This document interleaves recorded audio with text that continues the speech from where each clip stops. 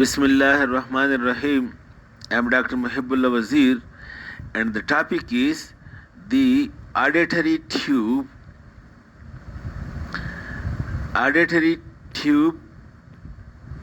and the muscles of the middle ear. Note the auditory tube, it is also called as pharyngotympanic tube, pharyngotympanic canal or pharyngotympanic tube. It is also called as Stygian tube. And look, it is also called as Stygian tube. Understand? Look, this is the nasal cavity, and this nasal cavity leads posteriorly. Look over here, this is the nasopharynx. This part is the nasopharynx, which leads from the nasal cavity into the nasopharynx. And then these are the pterygoid plates, medial and lateral pterygoid plates. One tube extends from the middle ear and opens over here into the nasopharynx. This tube, which extends from the middle ear and open into the nasopharynx, this is called as auditory tube or Stygian tube, or also called as pharyngotympanic tube. Said to that, it helps to equalize the pressure in the middle ear in this way to connect the two. Look, this tube, you look over here please. This is the middle ear cavity, and this is the auditory canal or auditory tube or pharyngotympanic tube, and this is the nasopharynx that leads into it.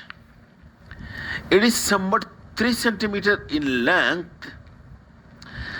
Out of that, 1 cm, the posterior part, which opens into the middle ear cavity, this part is called bony, while this interior part, 2 cm, which opens into the nasopharynx, this part is cartilaginous.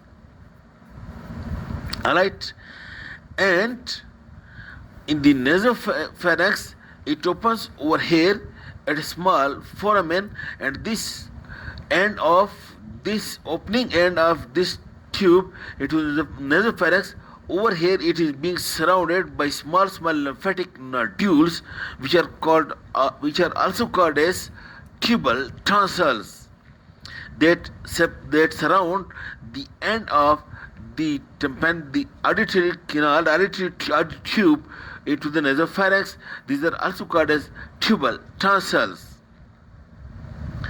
Okay, and note the point that the mucous membrane that lines the middle ear, it also lines the epitympanic recess, and it also lines the mastoid antrum, and it also lines the mastoid air cells. The mucous membrane lines the middle ear cavity, the auditors, the mastoid antrum and mastoid air cells, and it also lines this auditory tube. And the point is, that's why the infection from the nasopharynx can lead through this middle ear through this tube into the middle ear, or infection from the nasopharynx can result in infection and secretions into the tube, resulting into the blocked ear.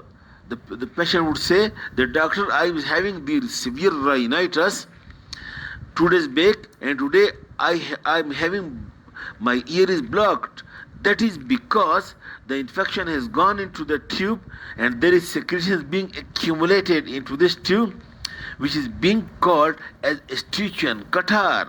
This condition is being called as Stygian catarrh.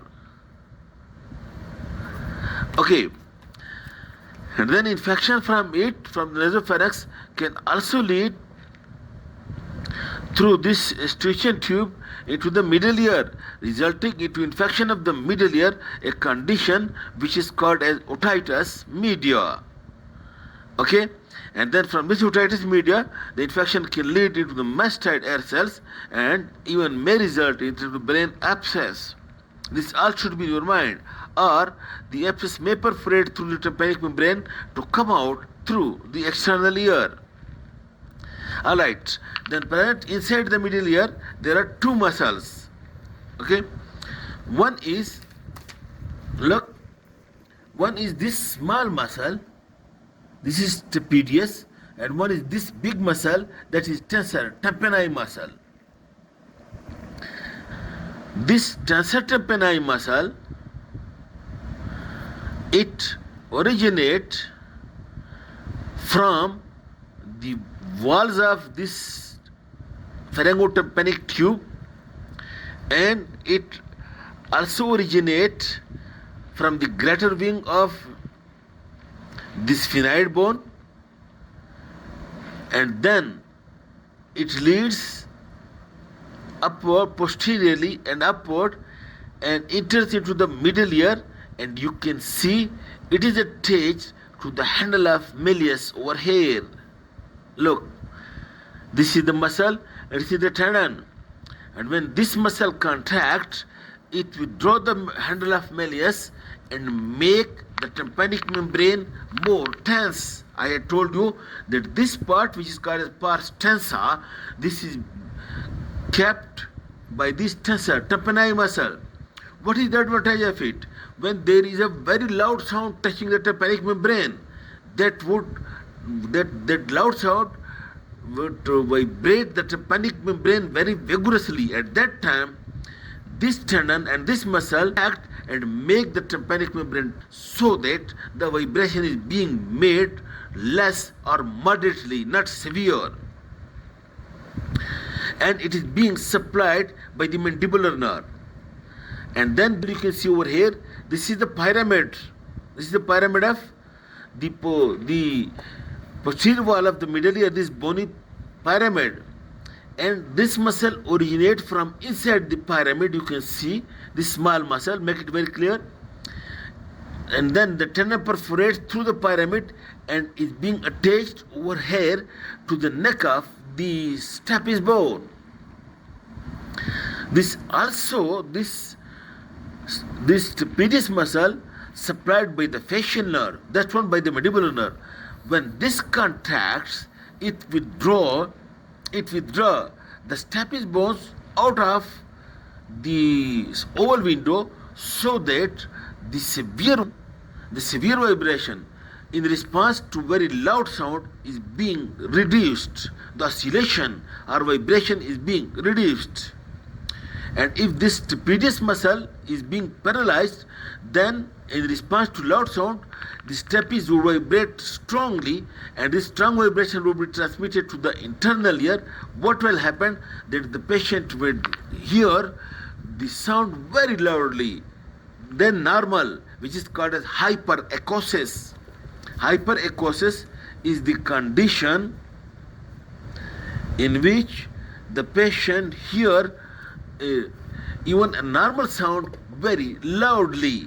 And when we will be talking loud, the patient would say, please talk not so loud. Although you will not be talking loudly, but because the trapezius is paralyzed and the vibration is being transmitted to the internal ear more than normal. And this is the function of the trapezius muscle. Okay, thank you very much.